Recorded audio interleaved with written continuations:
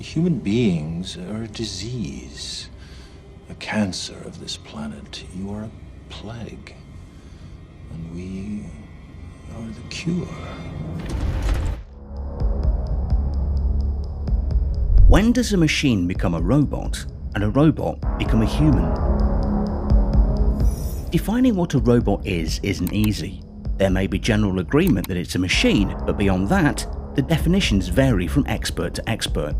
Most people agree that for a machine to qualify as a robot, it must have some form of intelligence, with a capacity to be programmed and to perform tasks commonly done by humans or animals. In addition, most people would require a robot to have some human or animal physical features, like feet, eyes, or ears. The word robot was introduced to the world in 1921 by the Czech playwright Karel Čapek in his play Rossum's Universal Robots. Robots have come a very long way since then, yet have much further to go. Science fiction helps us guess how far. Writers like Čapek love robots because they allow their imaginations free rein. They can endow their robots with omnipotent powers for good or evil. Readers and cinema goers love robots too, because they're machines with very human traits. We can even develop affection for them, as with the two lovable robots in Star Wars. More seriously, we can visualize future robot soldiers with superhuman strength fighting wars in place of humans, or robots working on industrial processes or in locations too hazardous for humans.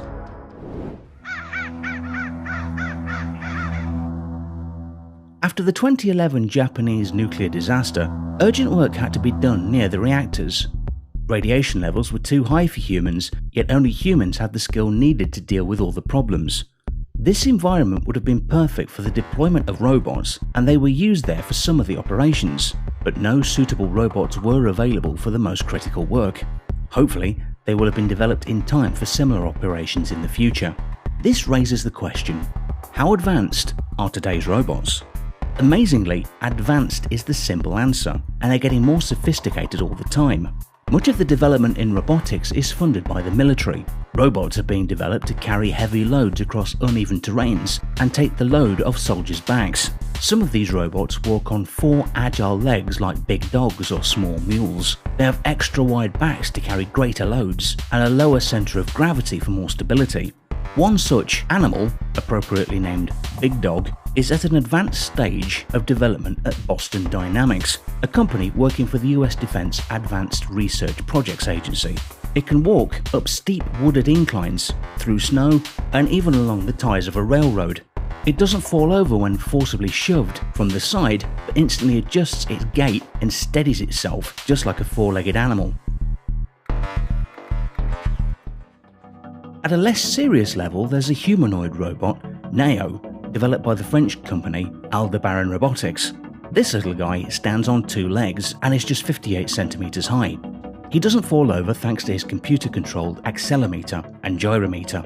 He doesn't walk into obstacles either, thanks to his 2 camera eyes and ultrasound echo system. He has many human-like features. He can talk in both English and French, and even recognises the person talking to him. Some of his capabilities could make us humans envious. Wouldn't it be handy if your brain could just download all the images you remember of your last vacation? Well, if Neo had gone with you, he could do just that. He can also surf the web and communicate with other Neos by Wi-Fi. Cute as he is, Neo is a really serious chap. He's the world's most widely used humanoid robot for academic purposes, mainly because he's fully programmable and uses specially designed software compatible with Windows, Mac OS, and Linux.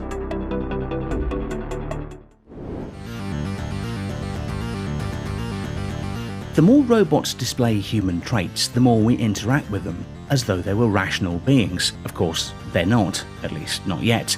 Nevertheless, their similarities to humans brings up very profound questions. Will robots be rational in the future?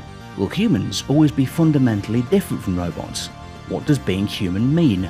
Could robots become more intelligent than we are and pose a threat to the human race? A scenario often portrayed in science fiction. I'm sorry, Dave. I'm afraid I can't do that. The dangers of such excessive machine power are vividly illustrated by HAL, the computer with the monotone voice in the iconic film 2001: A Space Odyssey. Some might say that Hal was not a robot. He had no limbs and no way to move about, but he had no need to. He had eyes everywhere and electronic fingers connected to every part of the spacecraft. His ultra-sensitive brain knew the crew's thoughts, feelings and intentions. What we learn from this cautionary work of science fiction is that man must always be able to override the machine. That seems obvious, but in the future it may prove easier said than done.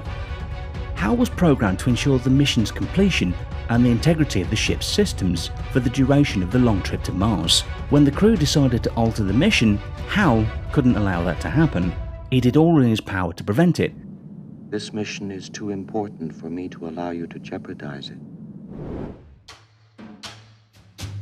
Hal showed that robots don't need to have physical limbs to wield great power. Little electronic computer programs that scour the internet looking for information for search engines like Google are called robots. The internet itself is like an enormous living entity with tentacles enmeshing the globe, constantly searching for and disseminating data at enormous speed. Malicious software is a good example of how parts of this huge robot can be controlled by malefactors. The success of malware suggests that in some ways, this robot we call the internet may already be beyond our control. Right now, it's not a compliment to be told that you act like a robot. Soon, it will no longer be insulting. It will mean that you're a highly intelligent individual with enormous talent.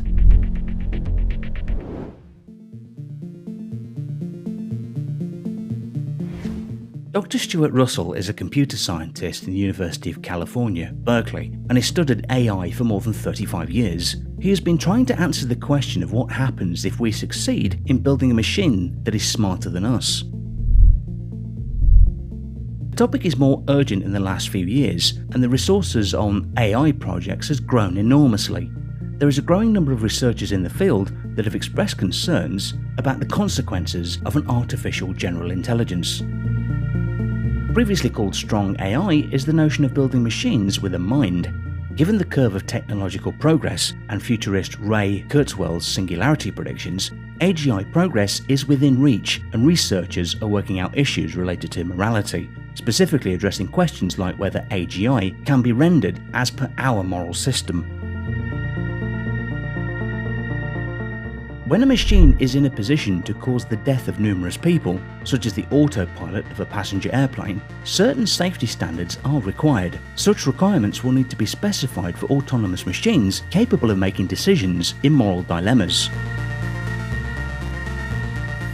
According to Kurzweil, AGI is a highly complex, highly dynamic, self-organizing system. Subsequently, this program can even end up deleting the moral rules one programmed in, or it may reinterpret the terms.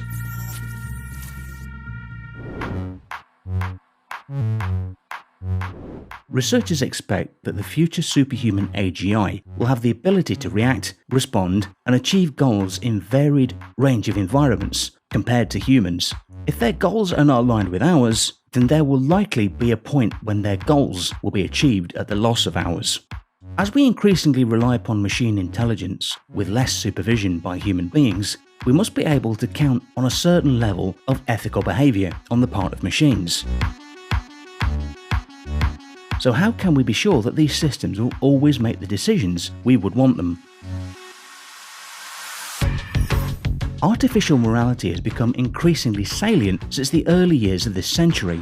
Though its origins are older, Isaac Asimov already famously proposed the 3 laws of robotics, requiring that first, robots must not harm humans or allow them to be harmed. Second, robots must obey human orders provided this does not conflict with the first law. And third, robots must protect themselves provided this does not conflict with the first 2 laws.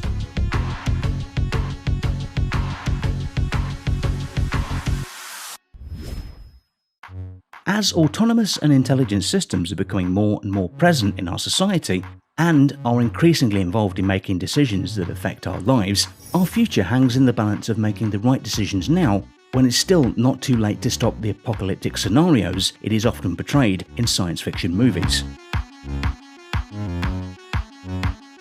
Thanks for watching. Did you like this video? Then show your support by subscribing, ringing the bell and enabling notifications to never miss videos like this.